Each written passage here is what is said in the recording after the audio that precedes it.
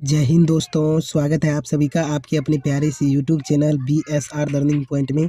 दोस्तों, आज की इस वीडियो में हम जानने वाले हैं बायोलॉजी का जो जनन चैप्टर है दोस्तों, इसके जो भी मोस्ट प्रीवियस ऑब्जेक्टिव क्वेश्चंस है जो बोर्ड एग्जाम 2023 के लिए काफ़ी इंपॉर्टेंट है दोस्तों। तो उस सारे ऑब्जेक्टिव क्वेश्चंस को इस वीडियो के माध्यम से कवर करेंगे। तो बने रहिए वीडियो में अंत तक और वीडियो को लास्ट तक जरूर देखिए, स्किप मत कीजिएगा। तो चलिए वीडियो का स्टार्ट करते हैं, क्योंकि एग्ज़ाम काफ़ी नज़दीक आ चुका है दोस्तों। तो हम लोग बहुत जल्द से जल्द सारे के सारे चैप्टर के ऑब्जेक्टिव क्वेश्चंस जो बोर्ड एग्जाम 2023 के लिए इंपॉर्टेंट है दोस्तों, और जो कि चुना गया क्वेश्चन है उन सेलेक्टेड प्रश्न है, तो उन प्रश्नों को जल्द से जल्द कवर करेंगे। तो चलिए वीडियो का स्टार्ट करते बिना देरी किए हुए। प्रश्न कहता है, निम्न में से कौन एक उभयलिंगी जंतु है। दोस्तों, प्रश्न कहता है निम्न में से कौन एक उभयलिंगी जंतु है। ऑप्शन है केचुआ, कुत्ता, बिल्ली और बकरी। तो इसका सही आंसर हो जाएगा दोस्तों केचुआ। ठीक है, केचुआ क्या है, उभयलिंगी जंतु है। ये जल में भी रहता है दोस्तों और स्थल पे भी रहता है। ठीक है, दोनों जगह रहता है, तो केचुआ हो जाएगा उभयलिंगी। अगला प्रश्न कहता है, पौधे में जनन अंग कहाँ पाए जाते हैं। कहता है पौधे में जो जनन अंग होते हैं दोस्तों वह कहाँ पाए जाते हैं। ठीक है, तो पौधे में जनन अंग जो होते हैं पुष्प में पाए जाते हैं। ठीक है, पुष्प में पाए जाते हैं दोस्तों। ऑप्शन नंबर सी राइट हो जाएगा। अगला प्रश्न कहता है कि अमीबा में अलैंगिक जनन किस विधि द्वारा होता है दोस्तों। तो अमीबा में जो अलैंगिक जनन होता है दोस्तों वह विखंडन द्वारा होता है। ठीक है, अमीबा में अलैंगिक जनन विखंडन के द्वारा होता है, तो यहाँ पर सही आंसर हो जाएगा विखंडन। ठीक है, अलैंगिक जनन जो है विखंडन प्रक्रिया द्वारा होता है। अगला प्रश्न है यहाँ पर, अंडाणु निषेचित होता है। प्रश्न कहता है दोस्तों, अंडाणु निषेचित होता है। तो अंडाणु निषेचित होता है दोस्तों फिलोपियन नालिका में। ठीक है, फिलोपियन नालिका में जो है अंडाणु निषेचित होता है। ऑप्शन नंबर सी राइट हो जाएगा। अगला प्रश्न कहता है, पुष्प का नर भाग क्या कहलाता है। ठीक है, कहता है दोस्तों पुष्प का, यानी कि कोई भी पुष्प है दोस्तों, तो उसका नर भाग क्या कहलाता है। तो इसका नर भाग कहलाता है पुमंग। ठीक है, ऑप्शन नंबर सी राइट हो जाएगा। अगला प्रश्न है, कहता है पुष्प का नर जननांग क्या कहलाता है दोस्तों। तो कोई भी पुष्प है दोस्तों उसका नर जननांग जो है क्या कहलाता है। तो नर जननांग कहलाता है पुंकेसर। ऑप्शन नंबर ए राइट हो जाएगा दोस्तों पुंकेसर। अगला प्रश्न कहता है कि अलैंगिक जनन मुकुलन द्वारा होता है। कहता है अलैंगिक जनन जो है मुकुलन द्वारा होता है, लेकिन किस जीव में होता है दोस्तों। तो ईस्ट में होता है। ठीक है, ये ऑब्जेक्टिव क्वेश्चंस भी है और बोर्ड एग्जाम में बार बार पूछे जाते हैं दोस्तों। ईस्ट में क्या होता है, मुकुलन होता है, इसको आप याद रखिए। इसमें जो भी प्रश्न लिया गया है सारे के सारे सिलेक्टेड प्रश्न है दोस्तों, तो वीडियो को लास्ट तक जरूर देखिए, स्किप मत कीजिएगा। प्रश्न कहता है 8वां कि निम्न में से कौन मानव में मदा जनन तंत्र का भाग नहीं है। कहता है दोस्तों निम्न में से कौन सा मानव में मदा जनन तंत्र का भाग नहीं है।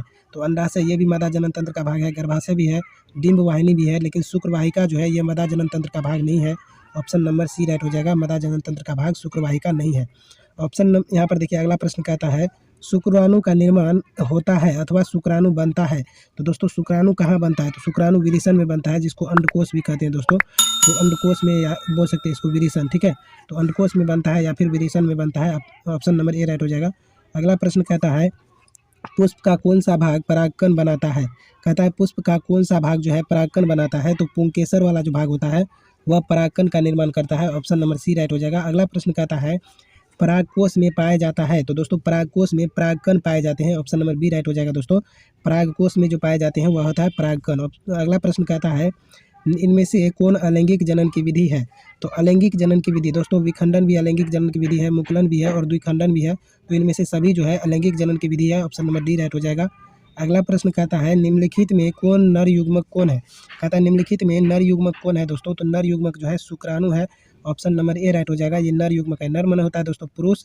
ठीक है, नर मन होता है पुरुष और जो है सो मदा के मतलब होता है दोस्तों, मदा का मतलब होता है स्त्री। ठीक है, तो नर युग्मक जो है वह क्या है, शुक्राणु है। अगला प्रश्न देखिए, अगला प्रश्न कहता है, फूल में नर जनन अंग होता है। दोस्तों फूल में जो नर जनन अंग होता है वह होता है पुंकेसर। ठीक है, ऑप्शन नंबर ए राइट हो जाएगा दोस्तों।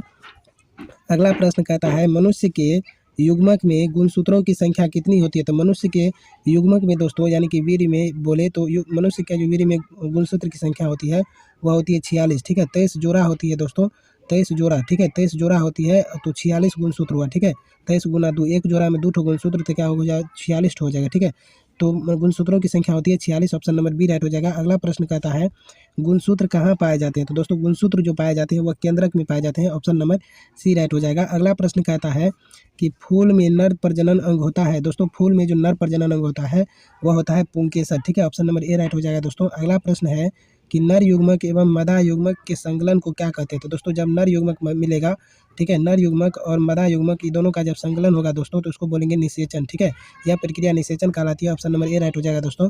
अगला प्रश्न कहता है एक लिंगी पादप का उदाहरण है। तो दोस्तों एक लिंगी पादप का जो उदाहरण है वह है पपीता, ठीक है। और बाद बाकी सरसों हो गया, अरहुल हो गया और मटर हो गया, ये द्विलिंगी है दोस्तों। और पपीता जो है यह एक लिंगी है, ठीक है। तो एक लिंगी इसमें जो है या तो मदा होगा या नहीं तो मदा जनन तंत्र होगा या नहीं तो नर जनन तंत्र होगा, ठीक है। और इन ये सब जो सरसों है, अरहुल है और मटर में ये सब में मदा और नर दोनों जनन तंत्र होगा दोस्तों। तो एक लिंगी पादप का उदाहरण है पपीता, ऑप्शन नंबर बी राइट हो जाएगा। अगला प्रश्न कहता है मनुष्य में कितने जोड़े गुणसूत्र पाए जाते हैं। तो दोस्तों मनुष्य में जो है 23 जोड़ा गुणसूत्र पाए जाते हैं। और एक जोड़ा गुणसूत्र में दोस्तों 2 ठो गुणसूत्र होता है, ठीक है।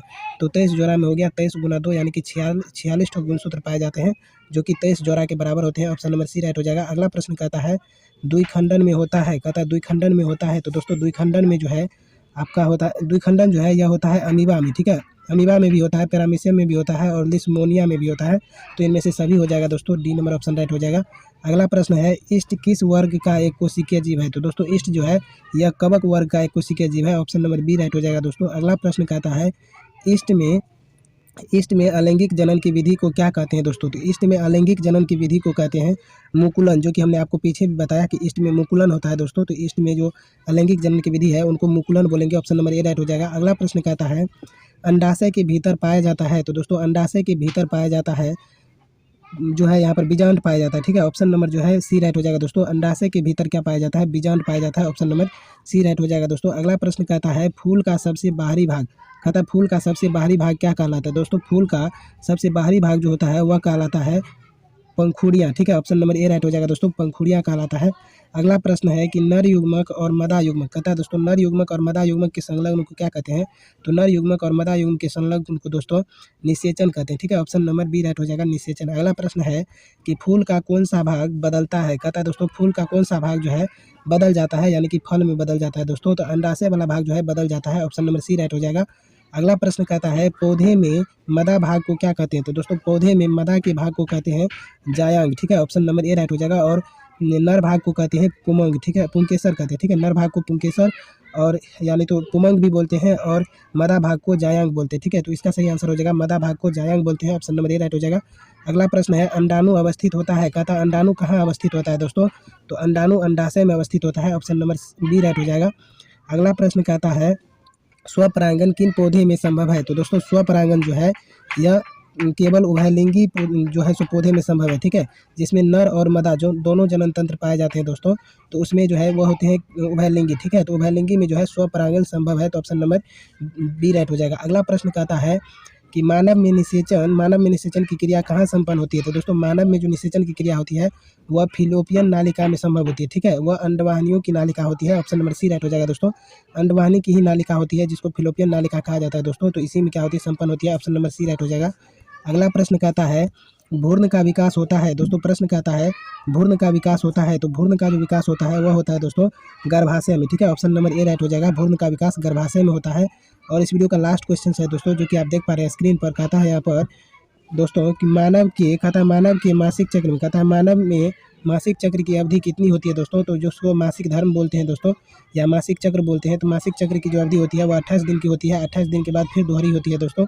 तो मानव में मासिक चक्र की जो अवधि होती है वो 28 रोज होती है। तो ये थे आपके जनन चैप्टर से सारे के सारे सिलेक्टेड प्रश्न जो कि हमने आपको दिया, जो बोर्ड एग्जाम 2023 के लिए काफ़ी इंपॉर्टेंट है दोस्तों। इसमें 30 MBB ऑब्जेक्टिव क्वेश्चंस थे। तो इस वीडियो के माध्यम से हमने आपको प्रोवाइड किया। वीडियो अच्छा लगा तो वीडियो को लाइक कीजिए, अपने दोस्तों के साथ शेयर कीजिए। और इसी तरह के प्रत्येक सब्जेक्ट के चैप्टर वाइज ऑब्जेक्टिव और सब्जेक्टिव के लिए आप हमारे चैनल को सब्सक्राइब करें। मिलेंगे नेक्स्ट वीडियो में, तब तक के लिए thank you so much for watching this video. जय हिंद।